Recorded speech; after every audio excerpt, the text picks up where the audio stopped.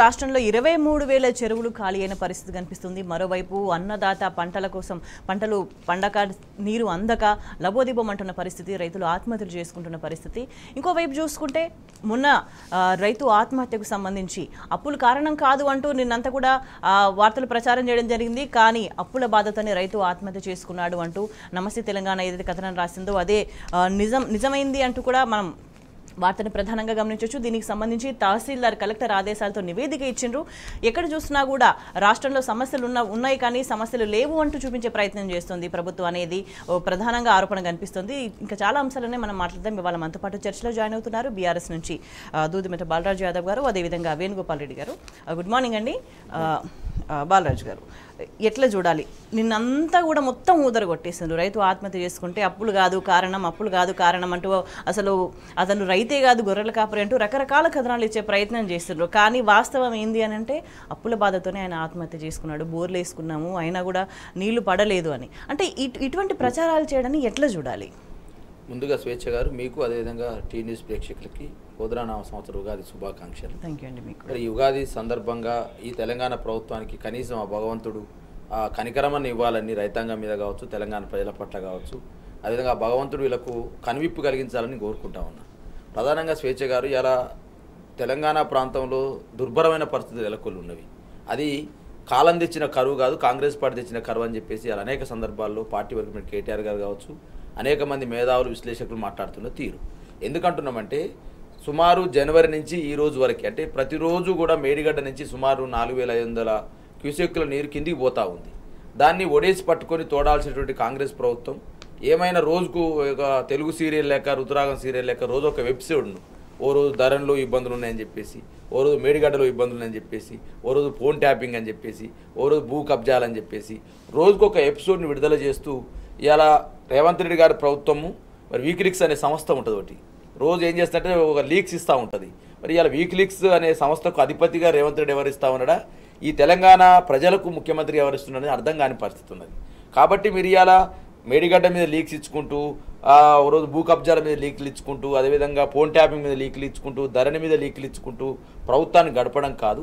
ఇవాళ తెలంగాణ ప్రజలలో, తెలంగాణ రైతాంగంలో ఇలా ఊళ్ళలోకి పోతే స్వేచ్ఛ గారు, ఇవాళ నేను ఒక రైతు బిడ్డని, ఇలా ఊర్లలోకి పోతే రైతులు నీరు లేక ఇబ్బంది పడతా ఉన్నారు, ఇలా తాగునీరు లేక ఇబ్బంది పడతా ఉన్నారు, అదేవిధంగా కరెంటు సరైన సమయంలో ఇబ్బంది పడతా ఉన్నారు. ఇలా అనేక మంది బోర్లని ముషంపల్లిలో రీసెంట్గా తెలంగాణ తొలి ముఖ్యమంత్రి గారు ముషంపల్లి అనే గ్రామంలో ఉన్నటువంటి కేటీఆర్ ఉరికింపేరెడ్డి గారు పోయారు. మల్లయ్య అనేటువంటి వ్యక్తి వాళ్ళ కొడుకు చనిపోతే ఆ ఇబ్బందులను పరిశీలించారు. అదేవిధంగా బోర్ల రామిరెడ్డిని పరిశీలించి వచ్చారు. అదేవిధంగా నల్గొండ జిల్లాలో, అదేవిధంగా జనగాం జిల్లాలో, అదేవిధంగా సూర్యాపేట జిల్లాలో మాజీ తొలి ముఖ్యమంత్రి కేసీఆర్ గారు వెళ్ళి పరామర్శించారు. అనేక మంది అంగోతు సుగుణం అని చెప్పేసి సుజాత మాట్లాడితే చాలా వాళ్ళ బాధలు కన్నీళ్ళు పెడతా ఉన్నవి. కారణం ఏంటి? రైతాంగం వరి పంట చేతికొచ్చింది, ఆ ఒక ఆరుతడి పంట ఇచ్చేసి ఒక తడికి ఇచ్చేస్తే పంట బయటపడుతుంది. కనీసం ఆ జ్ఞానం లేకుండా ఉన్న పరిస్థితి. వీళ్ళు ఏమన్నారు, నీళ్ళు లేవు మీరు చేసిన పాపం అని చెప్పినారు. మరి ఎందుకు కేసీఆర్ గారు సూర్యాపేట పోగానే, ఎందుకు జనగాం పోగానే, నల్గొండ పోగానే గాయత్రి పంప్ స్టార్ట్ అయింది? ఈ సోయి మీకు 2 నెలల ముందుంటే ఇవాళ అనేక టీఎంసీల నీరు తోడుకునే వాళ్ళం. గోదావరి నుంచి, ప్రాణాహిత నుంచి తోడుకున్న నీరుని రైతాంగానికి ఇచ్చేవాళ్ళం. రైతాంగం ఒక తడి 2 తడు పెట్టేసుకుంటే పంట బయటపడేది. ఇలా రైతాంగం సుభిక్షంగా ఉండేది కదా. ఇలా నాకు ఏం కనిపిస్తుంది అంటే పంట ఎండిపోకుండా పంటే 500 బోనస్ ఇవ్వాలని చెప్పేసి ఏమైనా కుట్ర జరుగుతుందన్న దీంట్లో. ఎందుకంటే వీళ్ళు 500 బోనస్ ఇస్తామని చెప్పినారు ఏదైతే కింటాకు సంబంధించి. ఒకవేళ పంట భారీగా పండితే ప్రతి కింటాకు 500 బోనస్ ఇవ్వాలి. ఇవ్వలేని పరిస్థితులు ఏమైనా రైతు పంట ఎండిపెట్టుకోవడం కోసమే నీళ్ళు అనే పరిస్థితి ఉందా? ఇలా ఆలోచన చేయాలి. ఇలా హైదరాబాద్లో పరిస్థితి, ఒకవైపు వాటర్ బోర్డు సమావేశం జరిగింది, జలమండలి సమావేశం జరిగి ఈ యొక్క మార్చి నుంచి ఇప్పటి వరకు 36,726 ట్యాంకర్లు తీసుకున్నారు ప్రజలు. 36,726 ట్యాంకర్లు బుక్ చేసుకున్నారు. అంటే ఏంటి? ఒకవైపు ఏం నీటి ఎద్దడి లేదని చెప్తా ఉన్నారు, ఇవాళ నీళ్లు దొరుకుతుందని చెప్పేసి వాటి జలమండలి చెప్తా ఉంది. మళ్ళీ వాళ్ళు ఏం చెప్తున్నారు? 36,726 ట్యాంకర్లు బుక్ చేసుకున్నారని చెప్తా ఉన్నారు. అంటే 36,726 ట్యాంకర్లు బుక్ చేసుకున్నట్టే నీటి కొరత ఉన్నట్టే కదా, ప్రజలు తాగునీరు కోసం ఇబ్బంది పడుతున్నట్టే కదా, నీళ్ళు ఇవ్వట్లేదని అర్థమే కదా. కాబట్టి ఇవాళ టీ న్యూస్ ద్వారా చెప్పేది ఏంటంటే, ఇవాళ తెలంగాణ ప్రభుత్వం రేవంత్ రెడ్డి గారికి ఉన్న చిత్తశుద్ధి ఏంటంటే పార్లమెంట్ ఎలక్షన్లో 14 సీట్లు ఎట్లా గెలవాలి, సోనియా గాంధీకి ఎట్లా మీకు గిఫ్ట్ ఇవ్వాలని ఆలోచన చేస్తుంది తప్ప అంతకుముందు అసెంబ్లీలో తెలంగాణ ప్రజలు మమ్మల్ని గెలిపించారు, రైతాంగం మమ్మల్ని ఓటేసిర్రు, ఈ రైతాంగాన్ని ఎట్లా ఆదుకునే ఆలోచన లేదు.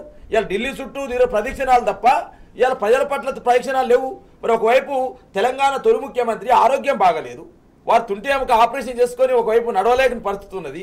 స్ట్రెచర్ మీదనే నడుచుకుంటూ వారు వెళ్ళి రైతాంగాన్ని పరామర్శిస్తూ ఉన్నారు. మరి నువ్వెవరు పరామర్శిస్తున్నావు? సోనియా గాంధీని పరామర్శిస్తావు, రాహుల్ గాంధీని పరామర్శిస్తున్నావు. రాహుల్ గాంధీకి ఏమైందా? సోనియా గాంధీకి ఏమైందా? అంటే మీకు ఆ ఎలక్షన్లో సీట్లు కావాలి.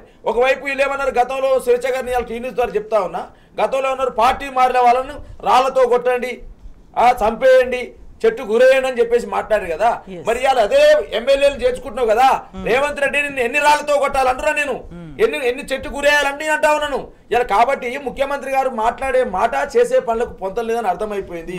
కాబట్టి 100% తెలంగాణ రైతాంగం ఉసురు తగులుతుంది కాంగ్రెస్ పార్టీకి. రేపు పార్లమెంట్ ఎలక్షన్లు రైతాంగం ఆలోచన చేయాలి, మహిళలు ఆలోచన చేయాలి, ప్రజలు ఆలోచన చేయాలి. ఇలా ప్రభుత్వం ఎవరి కోసం ఉన్నది? రాజకీయాల కోసం ఉందా, ప్రజా సంక్షేమం కోసం ఉందా అనేది ఇలా ప్రజలు ఆలోచించే విజ్ఞప్తి చేస్తాం. వేణుగోపాల్ రెడ్డి గారు, అంటే మనకి 23,000 చెరువులు ఖాళీ అయిపోయిన పరిస్థితి, భూగర్భ జలాలు మరింత తగ్గిపోయిన పరిస్థితి కనిపిస్తుంది. ఈ నేపథ్యంలోనే నీళ్లు అందక, ఒకవైపు నీళ్లు ఇవ్వక, మరోవైపు బోర్లు వేసుకున్న నీళ్లు రాని పరిస్థితితో రైతులు ఆత్మహత్య చేసుకుంటున్న పరిస్థితి ఎట్లా చూడాలి? స్వేచ్ఛ గారు, మీతో పాటుగా సోదరులు బాలరాజు గారికి, అదేవిధంగా టీనీస్ వీక్షకులు శుభోదయం. మిత్రులు చెప్పారు, అనేక అంశాల గురించి ప్రస్తావిస్తూ వచ్చారు. మీరు అడిగిన దాని ప్రకారం ఇప్పుడు చూస్తే కనుక సరే, కొంత వర్షాభావ పరిస్థితులు ఉండొచ్చు కనుక, గతంలో లేవా? గతంలో కూడా ఉన్నాయి. తెలంగాణ అంటే కరువు ప్రాంతంగా ఉన్నటువంటిది మనందరం కూడా చూసాము. ప్రస్తుత పరిస్థితుల్లో ఏ విధంగా అయితే వర్షాభావ పరిస్థితులు నెలకొన్నాయా, లేకపోతే కరువు తాండవిస్తా ఉందా, రైతన్నలు ఇబ్బంది పడతా ఉన్నారని ఆలోచన చేసి అందుబాటులో ఉన్నటువంటి నీటిని ఏ విధంగా ఎత్తుకోయాలనేటటువంటిది రానున్న రోజుల్లో అసలు తెలంగాణ కరువు అనేది కనిపించొద్దు అనేటటువంటి ఉద్దేశంతో కదా కాళేశ్వరాన్ని ఆ స్థాయిలో కేసీఆర్ గారు ముందుకు తీసుకొచ్చి దాన్ని అప్పటికప్పుడు పెద్ద ఎత్తున ప్రపంచ దృష్టిని ఆకర్షించుకునేటటువంటి విధంగా కాళేశ్వరం ప్రాజెక్టు నిర్మాణం చేసినటువంటిది. అందులో 1-2 చిన్న పొరపాట్లు జరిగి ఉండొచ్చు, జరిగితే జరగవచ్చు, లేకపోతే అది అధికారులు తప్పేందనేది పక్కన పెడితే, ఆ మొత్తం కాళేశ్వరం ప్రాజెక్ట్ అనేటటువంటిది మేడిగడ్డ నుంచి మొదలుకుంటే ఇక్కడ బస్వాపూర్ వరకు కూడా ఇది కేసీఆర్ గారి ఆస్తి, ఆయన కుటుంబం కోసం చేసుకున్నారు అనేటటువంటి విధంగా లేనిపోని అబండాలు వేస్తూ దాన్ని ప్రాజెక్టును ప్రజల ప్రాజెక్టును పనికి రాకుండా చేసినటువంటి పరిస్థితి ఈరోజు అధికారంలో ఉన్నటువంటి పార్టీ చేయడం వల్ల జరిగినటువంటి ప్రమాదం ఏంటంటే, గతంలో అసలు చెరువులకు తూములకు కూడా తెగిపోతే కూడా ఇంత మట్టి వేసి తూములను మూయలేనటువంటి పరిస్థితులు ఉన్నటువంటి దాన్ని మిషన్ కాకతీయ ద్వారా అన్ని చెరువులను గొలుసుకట్టు చెరువులుగా మార్చి పైన ఉన్నటువంటి చెరువును కాలువల ద్వారా నింపడం, ఆ నింపినటువంటి చెరువు అలుగు వెళ్ళడం ద్వారా కిందికి తీసుకెళ్లేటటువంటి ప్రయత్నం చేయడం వల్ల భూగర్భ జలాలు అనేటటువంటిది ఎవరు ఊహించిన విధంగా, అసలు ఎక్కడన్నా చెప్తే కూడా ఆశ్చర్యపోతారు, ఆ విధంగా భూగర్భ జలాలు అనేది పెరిగినటువంటిది. ఇది మీరు, నేను, బాలరాజు గారు ఇంకోరు చెప్తే కాదు, కేంద్ర ప్రభుత్వ ఆధీనంలోని సంస్థలే దేశవ్యాప్తంగా వర్షాభావ పరిస్థితులు ఉన్నా తెలంగాణలో మాత్రం భూగర్భ జలాలు పెరిగాయి అనేటటువంటి నివేదికను ఇచ్చినటువంటిది వాస్తవం. వాటన్నిటి గురించి మనం ఏం మాట్లాడుతున్నా అది వాస్తవం కాదు, అది రాజకీయమే అవుతుంది.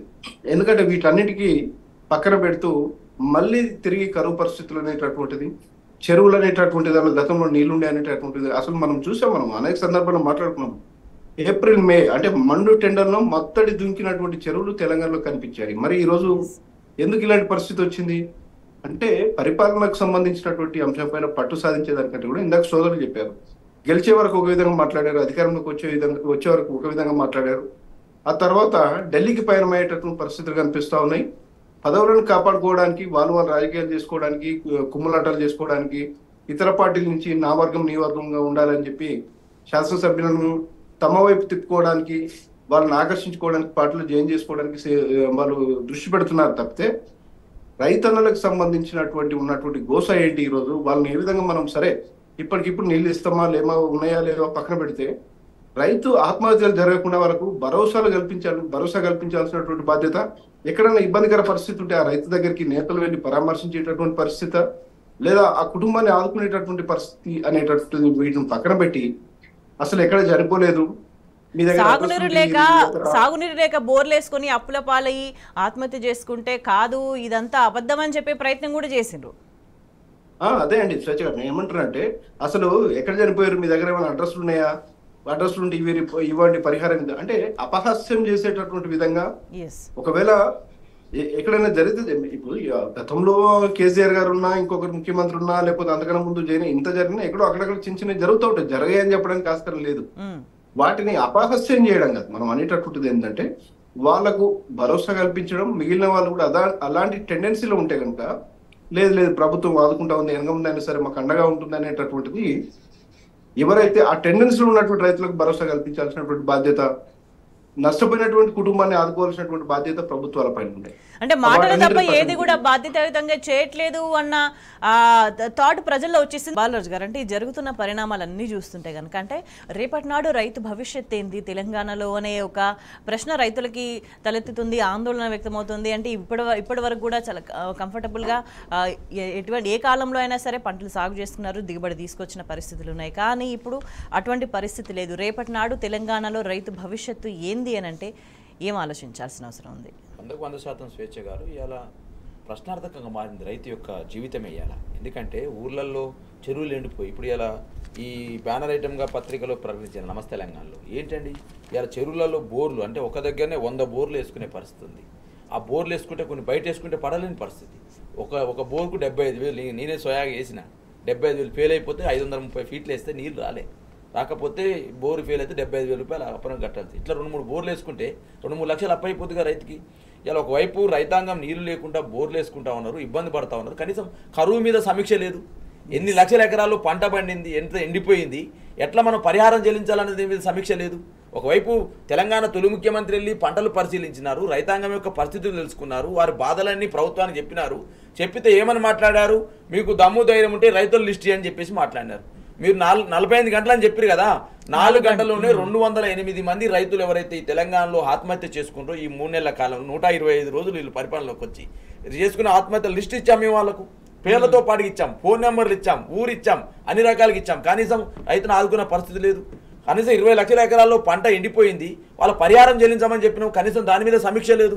కాబట్టి కాంగ్రెస్ పార్టీకి ఓట్ల మీద ఉన్న చిత్తశుద్ధి, పార్లమెంట్ ఎలక్షన్ మీద ఉన్న చిత్తశుద్ధి, పార్టీల నుంచి ఎమ్మెల్యేలు చేర్చుకునే చిత్తశుద్ధి తప్ప రైతాంగం మీద లేదనడానికి ఎగ్జాంపుల్ చెప్తా ఉన్నా. ఇంకా ఏం మాట్లాడుతున్నారు స్వేచ్ఛ గారు, రైతులు చనిపోతున్నారని మాట్లాడితే వాళ్ళు అపశయం చేస్తా ఉన్నారు. అంటే వాళ్ళ మీద జోకులు వేస్తా ఉన్నారు వీళ్ళు, రైతులు చచ్చిపోలేదని చెప్పేసి. నిన్ననే కదా ఏదో జూపల్లి గారి కాన్ఫరెన్స్ లో సొంతం రేవంత్ రెడ్డి గారి జిల్లాలో ఒక రైతు శ్రీశైలం అనే రైతు చనిపోతే ఆత్మహత్య కాదని చెప్పేసి మాట్లాడినారు. ఒకవైపు ఆల్రెడీ తహసీల్దార్ పోయినారు, పంచనామా చేసినారు, అది ఆత్మహత్యగా చేసుకున్నారు. ఎకరము 15 గుంటల పొలం ఉంది వాళ్ళకు, అది పండలేదు, బోర్లు వేసిర్రు, ఇబ్బందులు అయినాయి, అప్రపాలైండు, అందుకనే ఆత్మహత్య చేసుకుంటూ ఇలా వాళ్ళ భార్య శ్రీశైల, 2 కొడుకులు కుమారులు 2 ఉన్నారు, అనాథగా మారిందని చెప్పేసి ఒకవైపు నీ పంచనామా తేల్చింది, నీ తహసీల్దార్ తేల్చిండు. కానీ అక్కడ ఉన్న ఎమ్మెల్యే ఇంతవరకు పరామర్శ చేయడు, వాళ్ళకు ఉన్నటువంటి మంత్రి పరామర్శ చేయడు, జిల్లా ముఖ్యమంత్రి దాని మీద కరువు మీద సమీక్ష పెట్టడు. ఇది పరిస్థితి. స్వేచ్ఛగా మీరు వినండి. ఈ ఎకరికల్లు నియోజకవర్గంలో ఎకరికల్ మండలం మల్లాపురంలో ఉన్నటువంటి రైతు చెప్పినటువంటి పొడిచేటి లక్ష్మయ్య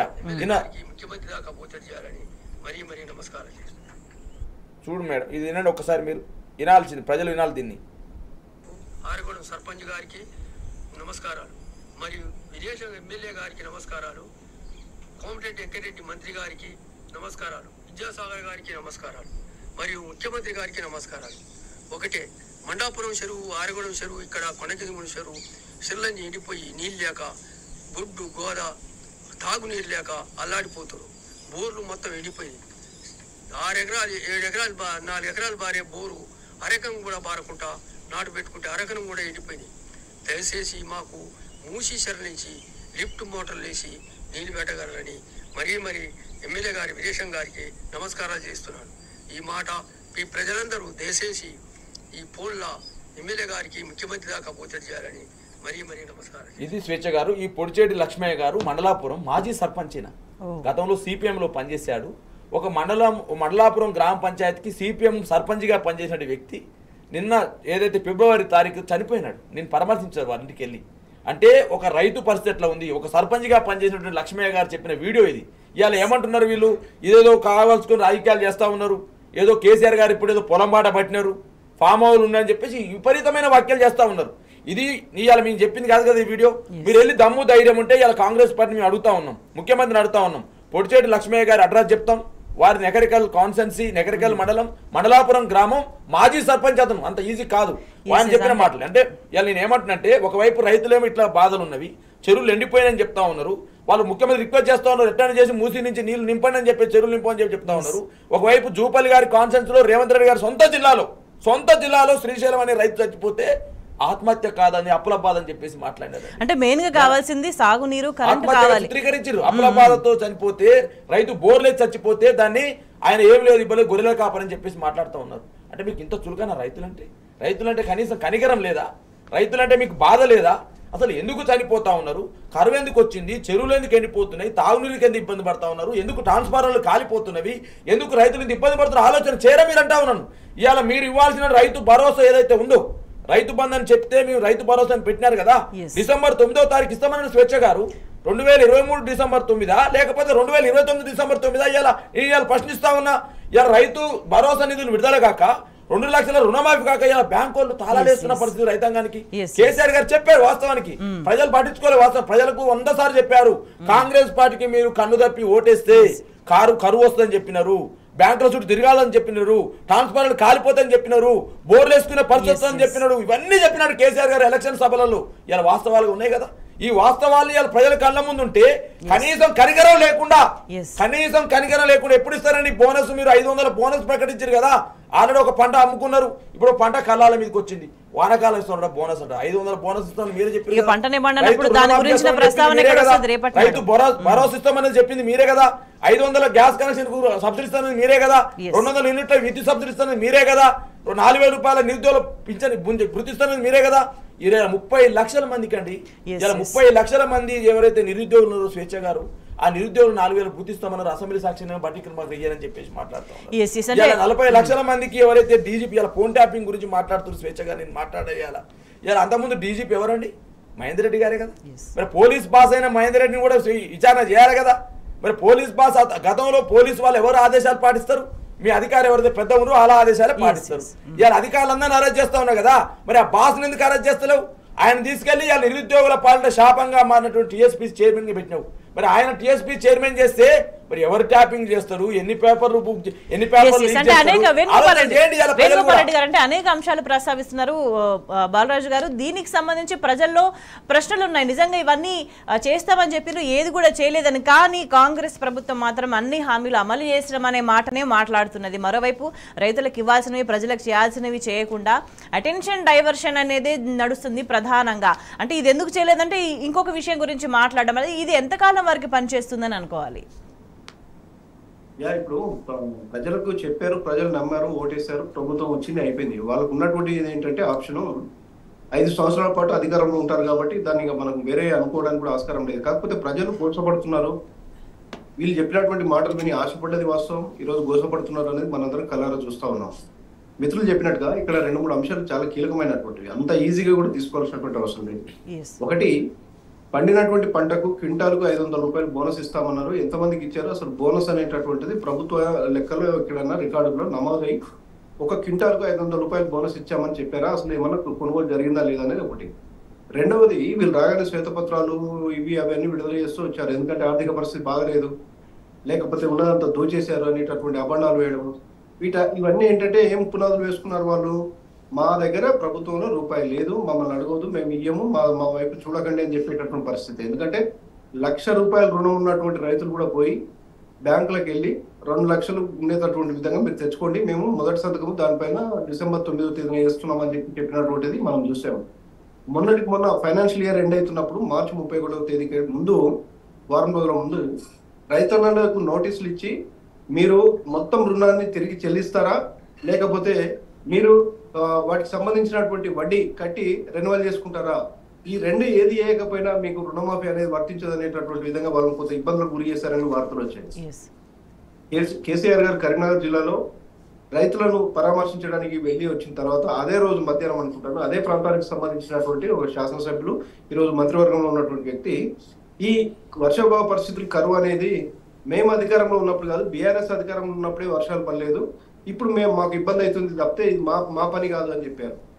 వర్షాలు పడతాయా పడయా ఎవరి చేతిలో ఉండకపోవచ్చు, కాకపోతే అధికారంలో ఉన్నటువంటి వాళ్ళు ఇప్పుడున్నటువంటి నీటిని ఏ విధంగా వినియోగించుకోవాలి, రైతన్నలకు ఏ విధంగా అందించాలి, తాగునీటిని ఎక్కడి నుంచి సర్దుకోవాలనేటటువంటి బాధ్యత ప్రభుత్వం పైన ఉంటుంది. దీనికి మీరు అధికారంలో ఉంటే కరువు వచ్చింది కాబట్టి మేమేం చేయలేము, మేము అధికారంలోకి వచ్చాక వర్షాలు పడలేదు కాబట్టి మేం చేయలేము, ఇది కాదు కదా. అప్పుడు ఉన్నటువంటి పరిస్థితులను బట్టి అందుబాటులో ఉన్నటువంటి నీటిని, వర్షాలు పడలేదు, పైకి వెళ్ళి నీరు వస్తూ ఉంది, దాన్ని మనం పదే పదే చెప్పాం. నేను రికార్డు ఏదేమైనా అల్టిమేట్ గా మేమేం చేయలేమనే మాటనే వస్తుంది. 100% స్వేచ్ఛ గారు, నేను మీకు రికార్డు మన దగ్గర వేరు ఛానల్లో మాట్లాడినటువంటి వీడియోలు కూడా ఇస్తాను. ఈ రోజు మీరు రాజకీయాలు చేస్తా ఉన్నారు. ఇదే రాజకీయాలకు రానున్న రోజుల్లో మార్చి, ఏప్రిల్, మే వస్తే మీరు బలైపోతారు. ఎందుకంటే వర్షాభావ పరిస్థితులు రాష్ట్రంలో నెలకొన్నాయి. ఉన్న నీటిని వినియోగించుకోకుండా వాటిని సముద్రంలోకి వదులుతున్నారు. రిపేర్లు చేయకుండా మేడిగడ్డను రాజకీయాలకు వాడుతూ ఉన్నారు. ఇది రేపు మీకు ఉరికోయగా మారనుంది అనేటటువంటిది మనం పదే పదే మాట్లాడుతూ వచ్చాం. ఇవాళ రాజకీయాలకు ఇంకొక దానికి పట్టు విడవకుండా మేము గొప్ప అంటే మేము గొప్ప అని పోయిన తర్వాత ఇవాళ నష్టపోతున్నటువంటిది సామాన్య ప్రజలు, రైతన్నలు. మనం దాన్ని పక్కన పెట్టి రాజకీయాలు చేసుకుంటే ఏ విధంగా వీటిని పూడ్చగలుగుతాం మనం? ఈ రోజు భూగర్భ జలాలు 2 ఇంచులు పెంచాలి, 1 ఫీట్ పెంచాలంటే అయ్యే పరిస్థితి మనకు కనిపిస్తా ఉందా? కాబట్టి వీటికి సంబంధించినటువంటి రైతులు మీరు ఇందాక అడిగారు, అనేక అంశాలకు సంబంధించినటువంటి హామీలు, ఆ హామీలన్నీ చూస్తే మళ్ళీ వాళ్ళు కూడా అరే వీళ్ళు వస్తే మేలు జరిగేటట్టు ఉంది అనేటటువంటి విధంగా ఈ రోజు అసలు హామీల గురించి, గ్యారెంటీల గురించి 6 గ్యారెంటీలో 13 అంశాలకు సంబంధించినటువంటి హామీలు. ఎక్కడైతే ఫైనాన్షియల్ బర్డెన్ పడలేదో, ఎక్కడైతే ఓన్లీ వైట్ పేపర్ మీద ఒక సంతకం పెట్టి రిలీజ్ చేస్తే ఆర్టీసీ బస్సులు ఉచిత ప్రయాణం, ఇలా ఆర్టీసీకి డబ్బులు కట్టినప్పుడు చూద్దాం అనేటటువంటి విధంగా ఆ గ్యాస్ కు సంబంధించినటువంటి సబ్సిడీ అనేది దానికి అనేక లింకులు పెట్టి, అనేక కండిషన్స్ పెట్టి కొంతమందికి మాత్రమే ఇచ్చేటటువంటి పరిస్థితులు తప్పితే ప్రధానమైనటువంటివి వీళ్ళకు మహిళలకు ఇచ్చేటటువంటి డబ్బుకు సంబంధించినటువంటిది కానీ, నిరుద్యోగులకు సంబంధించినటువంటి అంశానికి సంబంధించినటువంటిది కానీ, రైతన్నలకు సంబంధించిన రుణమాఫీకి సంబంధించినటువంటిది కానీ, రైతు బీమాకు సంబంధించినటువంటి దిక్కే లేదు. ఇప్పటికి రైతు బంధు గురించి గతంలో ఉన్నటువంటి రైతు బంధు, రైతు భరోసా అని చెప్పి ఎక్కడ కూడా ₹1 పెంచి ఇచ్చినటువంటిది కాదు కదా. గతంలో అందినటువంటి వాళ్ళలో చాలా మందికి ఇప్పటికి కూడా రానటువంటి పరిస్థితి. ప్రభుత్వం నుంచి ఒక్క ప్రకటన కూడా రావట్లేదు. స్వేచ్ఛ గారు మీరు చూడండి, ఈ రోజు వరకు ఇంతమంది రైతులకు ఇన్ని ఎకరాల వరకు ఇన్ని కోట్ల రూపాయలు మేము రిలీజ్ చేశాము, మిగతాది 1 వారం వేస్తామా, నెలకేస్తామా, 15 రోజులకి వేస్తామా అనే ప్రకటన కూడా రానటువంటి పరిస్థితి. అసలు ఇస్తారా ఇవ్వరా అనేటటువంటి పరిస్థితి కూడా కనిపిస్తుంది. ఇంతకాలం ఏం చెప్పారేమోనంటే 100 రోజులు కదా, 100 రోజుల్లో చేస్తామని చెప్పారు. 100 రోజులు దాటిన తర్వాత ఏం చెప్పారు వీళ్ళు? 100 రోజుల తర్వాత ప్రారంభిస్తామని చెప్పాము మేము, 100 రోజుల్లో అమలు చేస్తామని చెప్పలేదు అన్నారు. అది కూడా దాటిపోయింది. కాబట్టి ఇప్పుడు మీరు అడిగారు ఏం చేస్తారంటే, ప్రజలు పాపం అమాయకులు ఏం చేయగలుగుతారు? వాళ్ళు చేసేది ఏం లేదు. ఇప్పుడు ఎందుకంటే ఒకసారి నమ్మారు, జరిగిపోయింది, ప్రారంభిస్తామని చెప్పారు, అమలు చేసేస్తామని కూడా చెప్పుకుంటున్నారు. ఎక్కడ అమలు అయిందని అంటే దానికి ఆన్సర్ లేదు. ఆల్రెడీ వీటిలో 6 గ్యారెంటీలో 13 అంశాలు పక్కన పెట్టి 4 అంశాలు ఫైనాన్షియల్ బర్డెన్ లేనటువంటి అమలు చేసి 6 గ్యారెంటీలో 4 గ్యారెంటీలు ఆల్రెడీ అమలు చేసామని చెప్పుకుంటా ఉన్నారు. అంటే చెప్పిందే చెప్పి పదే అందరూ ఒక విధంగా, అందరు మంత్రులు, శాసనసభ్యులు, పార్టీ నేతలు అందరు చెప్తే ప్రజలు నవ్వుకుంటున్నారు. మనం అనేది ఏంటంటే, మీకు చెప్పింది ఏంది, ఇప్పుడు చెప్తున్నది ఏంటి అనేటటువంటిది. మరి అనేక మనం చాలా బహిరంగ అంటే ప్రజలు వేచి చూసిన సమయం అయితే దాదాపు అయిపోవచ్చిందనే చెప్పాలి. ఎందుకంటే రియాలిటీలో ఏం జరుగుతుంది అనేది కూడా ప్రజలు గమనిస్తున్నారు. అనేక అంశాలు కూడా వాళ్ళు అబ్జర్వ్ చేస్తున్నారు. బాలరాజు గారు, అంటే ఒకవైపు సమస్యల గురించి మాట్లాడకుండా, సమస్యలు పరిష్కరించకుండా, ఉన్న జీవన స్థితిని కొనసాగించకుండా ప్రజలకి, మరోవైపు అటెన్షన్ డైవర్షన్, ఇవన్నీ కాకుండా ఇప్పుడు కొత్తగా స్టార్ట్ చేసిండ్రు సీఎం రేవంత్ రెడ్డి, నా మీద కుట్ర చేస్తున్నారు అని చెప్పేసి. ఎట్లా చూస్తారు ఆయన? అంటే బహిరంగంగా నా మీద కుట్ర చేస్తున్నారు అనే మాటలు మాట్లాడని ఎట్లా చూడాల్సిన అవసరం ఉంది? అంటే ఇప్పుడు దొంగే దొంగ అన్నట్టు, అంటే ఒకవైపు ఆయనే కుట్ర చేస్తూ కాంగ్రెస్ పార్టీ నాయకులందరినీ ఇలా పొంగులేటి శ్రీనివాసరెడ్డి మీద ఒక కథనం వచ్చింది. పొంగులేటి శ్రీనివాసరెడ్డి మీద కథనం రావడానికి కారణం ఎవరు? రేవంత్ రెడ్డి అని చెప్పేసి ఇలా సోషల్ మీడియాలో, పత్రికా కథనాల్లో వస్తుంది. ఎందుకంటే ఎప్పుడు ఈ ముఖ్యమంత్రి పీఠానికి ఎసరు పెడతారని చెప్పేసి ఆయన మీద ఒక అపోహ ఉంది. దాని మీదనే ఆ భాగంగానే ఇలా కస్టమ్స్ అధికారులు ఆయన ఇంటికి పోవడం కావచ్చు, వాళ్ళ కొడుకు మీద కేసు అనేది మరి వాస్తవాలు పర్వాలు మనకు తెలియవు. కానీ ఇలా సోషల్ మీడియాలో పత్రికా కథనాలు వస్తున్న కథనాన్ని చెప్తాను మీడియా ద్వారా. రెండో అంశం ఏంటంటే, ఇలా బట్టి విక్రమార్క గారిని ఒకవైపు కావాల్సుకునే పొమ్మనలేక పొగబెడుతున్నట్టు, ఒకవైపు అందరూ యాదాద్రి గుట్ట దర్శనం చేసుకుంటారు. కానీ మన బట్టి విక్రమార్కకు ఒకవైపు సురేఖ గారికి ఏమో పీటలు తక్కువ వేసేసి తక్కువ చేసి చూపించడం కావచ్చు. అదేవిధంగా ఫొటోస్ కొన్ని సందర్భాల్లో మీటింగ్ జరుగుతున్న ఆ ఫోటోలు బట్టి విక్రమార్క ఫోటో లేకుండానే ఎల్బీ స్టేడియంలో జరిగినటువంటి అయితే ఉద్యోగుల నియామక పత్రాలు ఇచ్చినప్పుడు అక్కడ ఫోటో లేకుండా చేయడం సందర్భం కావచ్చు. అంటే ఒకవైపు రేవంత్ రెడ్డి గారికి అభద్రతా భావం ఉన్నదని కనిపిస్తూ ఉంది. ఒకవైపు ఎప్పుడు ఏ సందర్భంలో ఇలా విహెచ్ గారు ఏమంటా ఉన్నారు, నాలాంటి సీనియర్ని వదిలిపెట్టి ఎందుకు మీరు ఎవరినెవరినో కలుస్తున్నారు, పక్క పార్టీని తీసుకొచ్చి ఎందుకు టికెట్లు ఇస్తున్నారు, మాలాంటి సీనియర్ ఎందుకు ఇస్తారని చెప్పేసి విహెచ్ ఒకవైపు, జగ్గారెడ్డి ఒకవైపు, కోమరెడ్డి వెంకటరెడ్డి గారు ఒకవైపు ఏలేటి మహేశ్వరరెడ్డి గారు చెప్పినారు మీరు ఆల్రెడీ నితిన్ గడ్కరీ గారికి ఆల్రెడీ మీరు లొంగిపోయినారు, మీరే ఏకనాథ్ షిండే అని చెప్పేసి ఆయన ఏమో ఏలేటి మహేశ్వరరెడ్డి గారు మనం చెప్పిన మాట కాదు అది, ఏలేటి మహేశ్వరరెడ్డి గారు బీజేపీ ఎల్పీ లీడర్ చెప్పిన మాట అది. మీరు నితిన్ గడ్కరీతో ఏ ఒప్పందం చేసుకురో తెలుసు నాకు అని చెప్పేసి మాట్లాడినారు. అంటే ఈయనకు కోమరెడ్డి వెంకటరెడ్డి గారి మీద, బట్టి విక్రమార్క గారి మీద, పొంగులేటి శ్రీనివాసరెడ్డి గారి మీద, జగ్గారెడ్డి మీద, విహెచ్ మీద, వీళ్ళు మొదటి కాంగ్రెస్ అంటే ఎవరైతే మొదటి నుంచి కూడా అయ్యో ఏమంటారు కదా చీమలు పెట్టిన పుట్టలో పాములు దొరబడినట్టు, ఎవరైతే మొదటి నుంచి మేము కాంగ్రెస్ పార్టీ నమ్ముకున్న వాళ్ళ ముఖ్యమంత్రి కాలేకపోయినట్టు భావన ఉందో ఆ భావన అనేది ఏమైతే నిరంతరం ఇది రేవంత్ రెడ్డి గారికి అబద్ధత భావంగా దాపురించింది. ఒకవైపు రేవంత్ రెడ్డి గారి అబద్ధత భావం ఒకవైపు ఇట్లా ఉన్నది, రెండో వైపు ఏమైంది వీరు ఇచ్చినటువంటి హామీలలో ఇలా తులం బంగారం రాకపోయే, కళ్యాణ లక్ష్మి చెక్కులు తీయకపోయే, అదేవిధంగా 83,000 మంది సీఎంఆర్ఎఫ్ కోసం అప్లై చేసుకున్నారు. స్వేచ్ఛ గారు 83,000 మంది సీఎంఆర్ఎఫ్ కోసం అప్లై చేస్తే గత ప్రభుత్వంలో అప్లై చేసుకుని చెప్పి పేదోళ్ళకి ఇలా సీఎంఆర్ఎఫ్ పరిస్థితి ఉన్నది. కాబట్టి ఒకవైపు ఈ రకంగా ప్రజలకు సంబంధించినటువంటి హామీలు నెరవేర్చలేక ఒకవైపు ఇలా ఏమని చెప్పినారు 7,500 కోట్లు ట్రెజరీలో ఉందని చెప్పారు స్వేచ్ఛ గారు. రైతు భరోసా నిధుల కోసం 7,500 కోట్లు అని చెప్పినారు. మీరే చెప్పినారు ఇలా పేపర్లో 5,500 కోట్లు ఇచ్చినామని చెప్పేసి. 2,000 కోట్లు ఏ మంత్రికి పరిష్కారం కావట్లేదు అనేది ప్రజలు భావిస్తున్నారు. అంటే వేణుగారు అంటే ఎక్కడైనా సమస్య ఉత్పన్నమైనప్పుడు దాన్ని పరిష్కరించడానికి పనిచేయాల్సింది పోయి సమస్యలు సృష్టించి ప్రజలు ధర్నాలు చేసి రోడ్ల మీదకి వచ్చే పరిస్థితి తీసుకొచ్చి ఆఖరికి ఏదున్నా కూడా మళ్ళీ కేసీఆర్ ఆయన బయటకు వచ్చి మాట్లాడిన తర్వాతనే కొన్ని సమస్యలు పరిష్కారం అవుతున్న సందర్భాన్ని ఎట్లా చూడాలి? ముందు ఏంటంటే అసలు సమస్య లేదని చెప్పి ప్రయత్నం చేస్తా ఉన్నారు. ఆ సమస్యను కావాలని బీఆర్ఎస్ వాళ్ళే ఇంకేదో చేస్తున్నారు అనేటటువంటిది ప్రజలకు తీసుకెళ్లాలని ప్రయత్నం చేయడం, సమస్యను ఎక్స్పోజ్ ప్రతిరోజు నెలల తరబడి ప్రజలు రోడ్డు ఎక్కుతుంటే సమస్య లేదు అని మాట్లాడుతున్నారు. సమస్య లేదు, ఇది కావాలని సృష్టిస్తున్నారు అని చెప్పి ఒక పదే చెప్తూ అక్కడ సమస్య ఏం లేదు అని చెప్పి ప్రయత్నం చేయడం. ఎప్పుడైతే బీఆర్ఎస్ నేతగా ఉన్నటువంటి ముఖ్యమంత్రిగా పనిచేసినటువంటి వ్యక్తి తెలంగాణ మీద అవగాహన ఉండి ఈ సమస్యల పట్ల పూర్తి అవగాహన ఉండి మళ్ళీ ఎందుకు వస్తున్నాయి ఈ సమస్యలు అని చెప్పి కేసీఆర్ గారు ఎప్పుడైతే రోడెక్కాలని చూస్తున్నారో, రోడెక్కి ముందుకెళ్తా ఉన్నారో ఆ వెళ్ళేటటువంటి సమయంలో కానీ ప్రకటన పలానా నేను కరీంనగర్ పోతాను, లేకపోతే నల్గొండ జిల్లాలో పర్యటన చేస్తాను, యాదాద్రి పోతున్నాను అని చెప్పగానే అక్కడ ఆ 1-2 days లో చేసి మళ్ళీ ఒక మంత్రి గారు ఏం చెప్తా ఉన్నారు, అది మీరు అడిగినప్పుడు కాదు కదా, మేము ఎప్పుడు చేయాలో అప్పుడు చేయాలనుకుంటున్నాము, మేము కదా అధికారంలో ఉన్నది, మీరు కాదు కదా మాకు చెప్పేది అనేటటువంటి విధంగా మాట్లాడు. ఇదంతా కూడా ప్రజలు చూస్తూ ఉన్నారు, గమనిస్తూ ఉన్నారు. గత పాలనను వీళ్ళ అనుభవంలోనే చూశారు. తెలంగాణ రాకముందు ఇప్పుడున్నటువంటి ప్రజలు వాళ్ళ అనుభవంలోనే ఆ రోజు ఉన్నటువంటి పాలనను చూశారు. తెలంగాణ ఏర్పాటు జరిగిన తర్వాత కేసీఆర్ గారి పాలనను చూశారు. ఈ 3 నెలలు దాటి 4వ నెలల పూర్తి అవుతున్నటువంటి సందర్భంలో 4 నెలలు అయిపోయిన తర్వాత కూడా ఇప్పుడున్నటువంటి ప్రభుత్వ పాలనను కూడా ప్రజలు చూస్తూ ఉన్నారు స్వేచ్ఛ గారు. కాబట్టి ఎక్కువ సమయం పట్టలేదు. మనలాంటి వాళ్ళు కూడా ఏం ఊహించామంటే సరే ప్రభుత్వ మార్పిడి జరిగింది, కొత్తగా మళ్ళీ వేరే ప్రభుత్వం వచ్చింది కాబట్టి వీళ్ళు గత ప్రభుత్వం కంటే చాలా గొప్పగా పనిచేస్తారు, ప్రజలను వాళ్ళ వైపు ఆకట్టుకునేటటువంటి విధంగా ఏదైతే సమావేశాల్లో సభలో మాట్లాడారో పాలనతో కూడా అలాగే ఆకట్టుకుంటారని ఆశించాం. కానీ 4 నెలలు తిరగక ముందే గత ప్రభుత్వమే బాగుండే, కేసీఆర్ గారి హయాంలోనే ప్రభుత్వం బాగా పనిచేస్తుంది అనేటటువంటి విధంగా ప్రజల్లో ఆలోచన వచ్చేటటువంటి విధంగా ఈ రోజు పాలన కొనసాగుతూ ఉంది. అయితే బేసిజాలకు పోకుండా అధికారం ఇచ్చారు కాబట్టి ఎవరు చెప్పినా సరే మంచి విషయం చెప్పినప్పుడు ప్రభుత్వం చాలా పాజిటివ్ గా తీసుకోవాలి. ప్రజలు ఏమనుకుంటున్నారో ప్రభుత్వం దృష్టికి వచ్చినప్పుడు ఎంతవరకు వీలైతే అంతవరకు బేసిజాలకు పోకుండా ఒక పెద్దగా ప్రభుత్వం నడిపేటటువంటి పెద్దగా ప్రజల యొక్క సమస్యను పరిష్కరించాలని చూడాలి. కానీ అంటే ఆ పరిస్థితి ఉందా లేదా అంటే కూడా క్వశ్చన్ మార్క్ ఉంది. ఇప్పుడు ఏదైనా కూడా పరిపాలన కొనసాగిస్తూ రాజకీయం చేసుకుంటే పర్వాలేదు, కానీ పరిపాలనని గాలికి వదిలేసి పరిపాలన చేయకుండా విషయాలు మభ్యపెడుతూ రాజకీయాలు చేస్తే మాత్రం ప్రజలు చూస్తూ ఊరుకునే పరిస్థితి లేదు అని అభిప్రాయం వ్యక్తమవుతుంది. చర్చలో పాల్గొన్న బాలాజీ గారికి, వేణుగోపాల్ రెడ్డి గారికి ధన్యవాదాలు. That's all for now. Stay tuned.